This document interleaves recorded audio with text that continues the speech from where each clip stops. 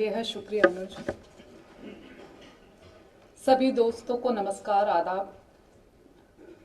आज जगदीश स्वामीनाथन जी पर जो हम बात करने जा रहे हैं उसमें जो विषय दिया गया है, इतिहास का प्रतिरोध, आदिवासी कला चेतना की आधुनिकता और कला का गीतिक्षण। मैं समझ नहीं पा रही कि कैसे पूछूं कि आपकी कला चेतना में किस तरह से एक छोटी चिड़िया पहाड़ से विशाल हो गई। आपकी दृष्टि ने कैसे एक मजदूर महिला में भूरीबाई जैसी कलाकार को ढूंढ लिया। आदिवासी कला चेतना की प्रीति कैसे आपके व्यक्तित्व में एकसार हो गई कि इसे अलग कर कोई नहीं देख पाया। यह भी पूछना था महाराज कि आपने कविता में पेड़ को मनचला कहकर उसमें उसके असाधारण अस्तित्व का हरापन कैसे भर दिया कि वो पानी में बह चुकने के बाद भी ढीठ की तरह दूसरे साल भी फलों से लदा रहा। हाँ, वही ढीठ मनचला पेड़। और इसी बीच मैंने कहीं सुना कि वो रम पीने के बाद अपनी लय में आते हैं, बहुत कुछ ऐसा कह देते हैं कि कई क्षण आप उनकी एक पंक्ति के सार में गहरे उतर जाते हैं। प्रयाग शुक्ल जी के साथ ऐसा ही तो कुछ हुआ था जब स्वामी ने कहा, कला मनुष्य का मनुष्य के प्रति संबोधन है। इस तरह कहा कि वे सुनकर चकित रह गए थे। वैसा ही कुछ शायद मुझसे भी कह देंगे, लेकिन नहीं। ये रम वाली बात तो मैंने नासमझी में उठा ली, जबकि ये तो फौरी सी बात है, बेहद सतही।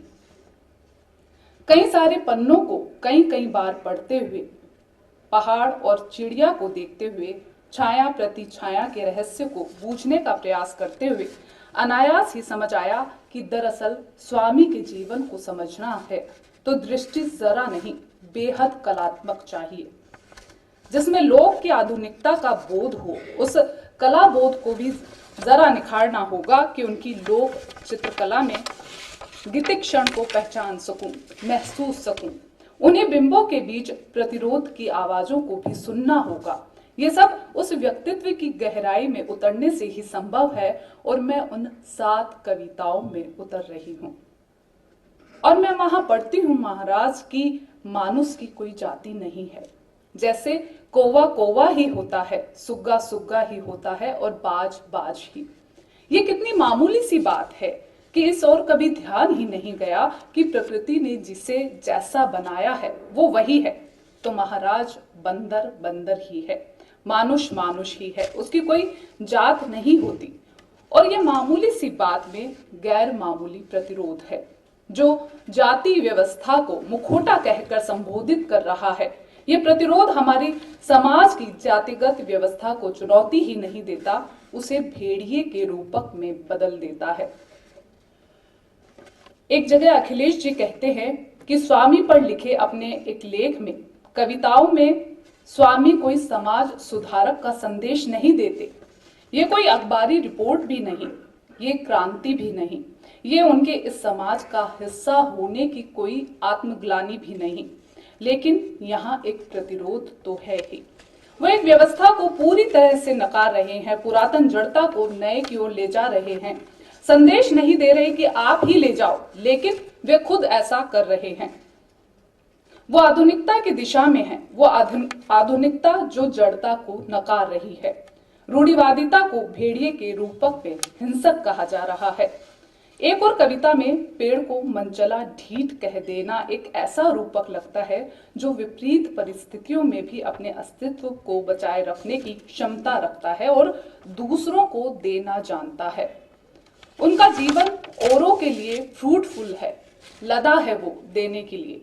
हाँ, वो लदे ही तो थे, कलात्मक दृष्टि से, किसी रहस्य की खोज के जुनून से, उन रंगों से जो कैनवस पर गैर मामूली तिलिस्म रच देते।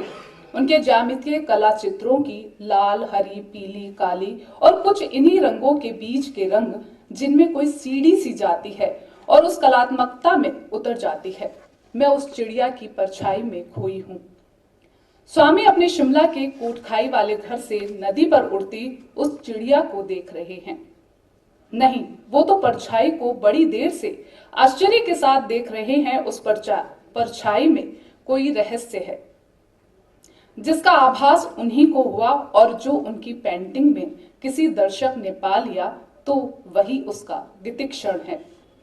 मैं कोशिश कर रही हूं कुछ किताबों में लिखी गई उनकी तस्वीर, हाँ लिखी गई तस्वीर, मैंने पढ़कर ही उनकी तस्वीर को जाना, देखा, उस तस्वीर की छाया शब्दों के पुल होते हुए पकड़ने की कोशिश की।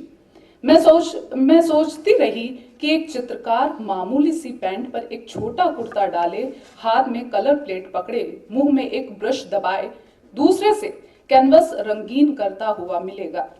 वो तो वैसे नहीं थे, और वैसे कतई नहीं थे जैसा मैंने सोचा था। अरे वो तो अविभाजित मध्य प्रदेश के एक आदिवासी बस्ती में आदिवासियों के बीच बैठे हैं। एक औरत खाना पका रही है और उसका बच्चा वे गोद में लिए उसे चुप करा रहे हैं। नहीं, ये वो शहरी चित्रकार नहीं है जिसे ढूंढा जा रहा है। ये तो नीरा आदिवासी ही है कोई। उनके बीच बैठे क्या लग रहा है कि वे इस लोक यानी आदिवासी लोक के नहीं हैं? वे उस लोक के हैं और ठीक उसी समय वे उस कूंची की तरह भी हैं जो लोक को आधुनिक भारतीय कला में रंग रहा है। ये सही है कि रंग पहले ही वहां थे, लेकिन उस लोक और उसकी समकालीन आधुनिक कला, उसके बीच की एक अटूट कड़ी स्वामी की आदिवासी कला चेतना बनी। उनके पास चिड़िया की परछाई ही नहीं, कला के सभी रहस्यों को जान लेने की दृष्टि थी। उस साल 1981 के किसी दिन 20 साल के जनकट सिंह शाम को क्या ही पता था कि जिस भारत भवन का निर्माण मजदूर बनकर वो पत्थर पीट रहा है, उसी के आर्ट गैलरी में उसके फोक टेल के चित्र भी टंगे होंगे। उसकी जिंदगी भारत भवन के मूर्त रूप में अमूर्तन सी थी। बस स्वामी जानते थे कि इस आदिवासी में जो कलाकार है उसके मूर्त होने की दिशा क्या हो सकती है। खुद स्वामी और आदिवासी जीवन, उसके लोग, कला सब एक समय एकाकार हो चुके थे। इस पर कला आलोचक सुधाकर यादव कहते हैं कि आदिवासी जीवन के साथ उनका अपना पूरा परिवेश बदल गया था, उनकी प्रतिबद्धताएं बदल चुकी थी। वो एक ही समय में नोबेल विजेता ओतोवियो बोस के सबसे करीबी दोस्त थे और ठेठ जंगलों में अपनी एक अलग दुनिया में रह रहे आदिवासियों के भी। दोनों ही तरफ की दुनिया बिल्कुल विपरीत, लेकिन स्वामी के कलात्मक ढंग ने इन सब को बराबरी पर लाकर खड़ा कर दिया। यह समानता उनकी जिद थी। स्वभाव से जिद्दी स्वामी, और किसी भी बदलाव के लिए जिद जरूरी है। उनके अपने चित्रों में लोक रंग का एलिमेंट गहरा है, उतनी ही गहरी है उनकी चेतना।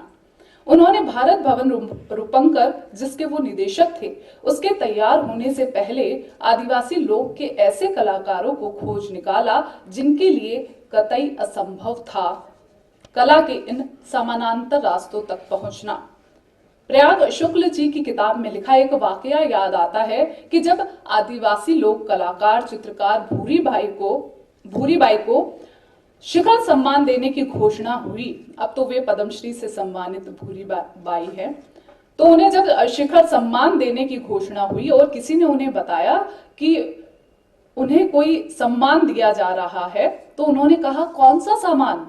मेरे घर में तो पहले ही बहुत सामान पड़ा है, हमें नहीं चाहिए। इतने मासूम लोग, असाधारण कलाकार, सम्मान के योग्य, वे इस बात का अनुमान अपनी मासूमियत के बीच लगा भी पाए होंगे कि नहीं। उन्हें किसी कोख के भीतर से स्वामी के मुलायम हाथों ने निकालकर एक ऐसी दुनिया में प्रवेश दिया है जिसके वे असल हकदार थे, जिस दुनिया के सामान की उन्हें जरूरत नहीं थी, क्योंकि वे तो प्रकृति के तारतम्य के बीच न्यूनतम ही लेना जानते थे। लेकिन उनकी कला चेतना अधिकतम थी, जिसे स्वामी ही जानते थे।